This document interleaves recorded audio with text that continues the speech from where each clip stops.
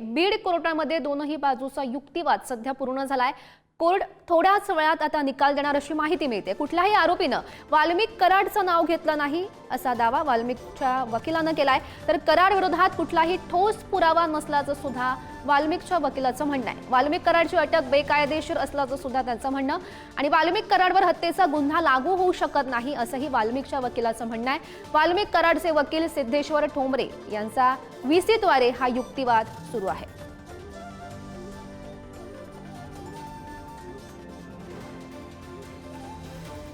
तर दोनही गटाकडून हा जोरदार युक्तिवाद सुरू असल्याचं पाहायला मिळत आहे आणि याच प्रकरणातली ही महत्त्वाची अपडेट।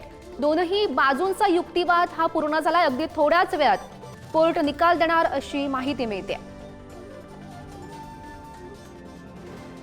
एखाद्याला फोन केला म्हणजे आरोपी होऊ शकतो का असं कोर्टाचं म्हणणं आहे। जे दोन्ही बाजूचे युक्तिवाद ऐकून कोर्टाकडून ही महत्त्वाची अपडेट। तर फक्त फोन कॉलच्या आधारे वाल्मिकला आरोपी बनवलं का असा आता कोर्टानं प्रश्न उपस्थित केलाय। न्यायाधीशांनी पोलिसांना हा सवाल उपस्थित केलाय। एखाद्याला फोन केला म्हणजे आरोपी होऊ शकतो का असंही कोर्टाचं म्हणणं आहे। खंडणी आणि हत्या प्रकरणात वाल्मिकला आरोपी कसं काय केलं असंही कोर्टानं सवाल उपस्थित केलाय आणि या संदर्भात अधिकची माहिती जाणून घेऊयात। आमचे प्रतिनिधी सचिन जिरे आपल्या सोबत आहेत। सचिन, महत्त्वाची अपडेट, दोनही बाजूने युक्तिवाद पूर्ण झालेला आहे, काय सध्याची परिस्थिती?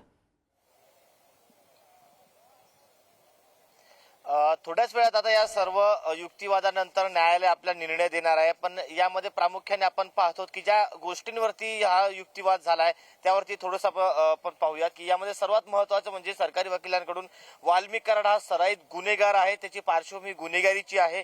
त्याचबरोबर हत्येच्या दिवशी कराडने संतोष देशमुख यांना धमकी दिली होती असं देखील एसआयटीचं म्हणणं आहे। त्याचबरोबर आरोपींनी कट रचून संतोष देशमुख यांची हत्या केलेली आहे। त्याचबरोबर कराडने केलेल्या खुना यादी कोर्टासमोर गुन्ह्याची यादी कोर्टासमोर सादर करण्यात आलेली आहे।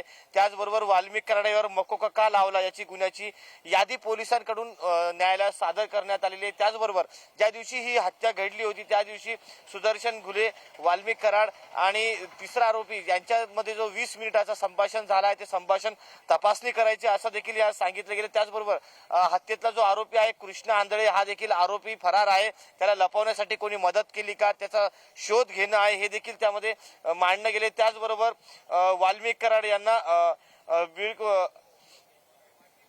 यामध्ये अनेक ज्या गोष्टी या मांडण्यात आल्या त्यावरती जेव्हा आरोपीचे वकील आहेत सिद्धेश्वर ठोंबरे यांनी देखील युक्तिवाद करत असं म्हटलंय कोणत्याही आरोपीने कराड यांचे नाव घेतलेले नाहीये, वाल्मिक कराडाची अटक ही बेकायदेशीर आहे। त्याचबरोबर कराड विरोधात कुठलाही ठोस पुरावा नाहीये। त्याचबरोबर वाल्मिक कराडवर हत्येचा गुन्हा लागू शकत नाही अशा देखील या ठिकाणी सिद्धेश्वर ठोंबरे यांनी सांगितले। दोन्ही बाजूने जोरदार युक्तिवाद केला गेलेला आहे आणि त्याचबरोबर आपण एसआयटीचे जे पथक आहे त्यांनी देखील 10 दिवसाची कोठडी मागितलेली। मात्र या सर्वांवरती आता थोड्याच वेळात सुनावणी होणार आहे। नेमकं न्यायालय काय निर्णय देतं ते पाहणं महत्त्वाचं ठरणार आहे।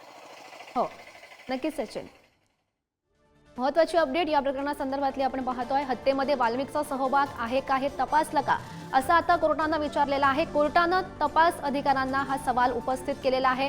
गेल्या अनेक दिवसांपासून एसआयटी कडून खरं तर वाल्मिक कराड याची चौकशी केली जात होती। 15 दिवसांच्या कोठडीत तुम्ही काय चौकशी केली असंही कोर्टानं आता विचारलेलं आहे। हत्येमध्ये वाल्मिकचा सहभाग आहे का हे सुद्धा तपासलं का? कोर्टानं तपास अधिकाऱ्यांना हा सवाल उपस्थित केल्याची माहिती मिळते।